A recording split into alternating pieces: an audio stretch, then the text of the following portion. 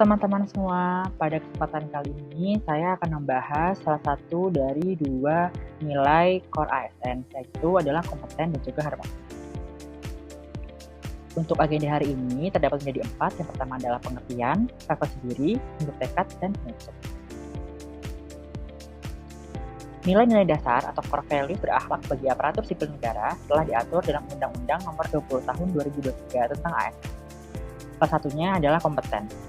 Kompeten dalam bahasa Indonesia memiliki arti cakap, mampu, atau memiliki kemampuan dan wewenang untuk melakukan sesuatu dengan baik. Dapat diartikan pula bahwa kompeten artinya ASN akan terus belajar dan mengembangkan kapabilitas.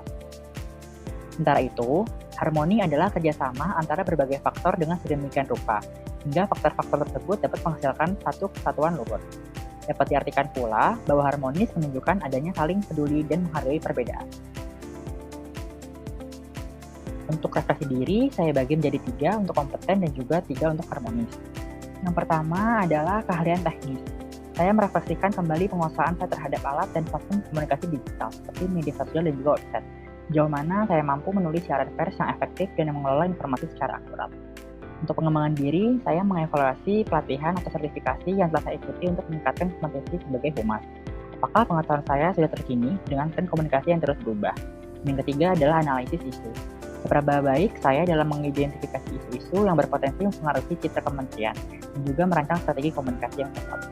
Lalu untuk harmonis, yang pertama adalah kerjasama tim.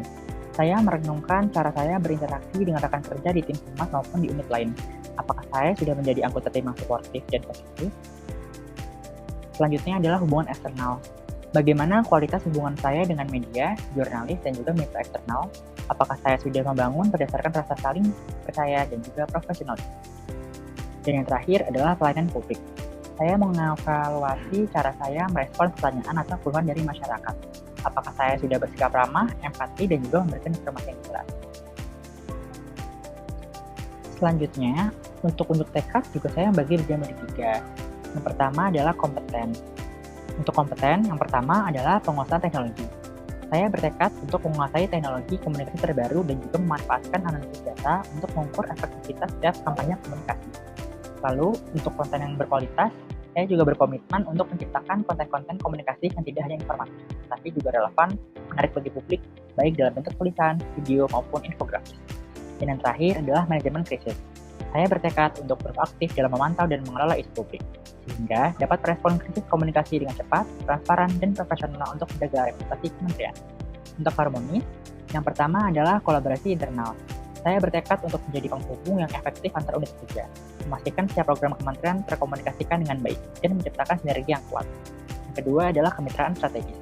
Saya berkomitmen untuk memperkuat hubungan dengan media dan pemangku kepentingan lainnya, melalui komunikasi terbuka, jujur, dan berkesinambungan. Dan yang terakhir adalah jembatan komunikasi. Saya bertekad untuk menjadi jembatan antara kementerian dan juga masyarakat. Saya akan memastikan suara dan aspirasi publik dapat didengar, dan informasi dari kementerian disampaikan dengan cara yang paling mudah dan diterima oleh masyarakat. Sebagai penutup, apabila saya menerapkan 2 nilai tersebut dalam keseharian saya, maka dapat disimpulkan 3 hal. Yang pertama adalah penguasaan keterampilan profesional, yaitu menjadi kompeten berarti secara terus-menerus meningkatkan keahlian teknis dan pengetahuan di bidang komunikasi, serta beradaptasi dengan perkembangan teknologi. Ini adalah fondasi utama untuk tugas humas secara efektif. Yang kedua adalah penciptaan lingkungan kerja positif. Menerapkan nilai harmonis memastikan terjalinnya kerjasama tim yang solid dan hubungan yang baik dengan semua pihak. Hal ini tidak hanya mempermudah pekerjaan, tetapi juga menciptakan suasana yang suportif dan juga produktif. Dan yang terakhir adalah membangun citra positif yang berkelanjutan. Perpaduan antara kompetensi dalam penyampaian informasi dan keharmonisan di dalam berinteraksi akan membangun citra diri dan institusi yang positif, terpercaya, dan berkelanjutan di masa depan. Sekian presentasi dari saya, terima kasih.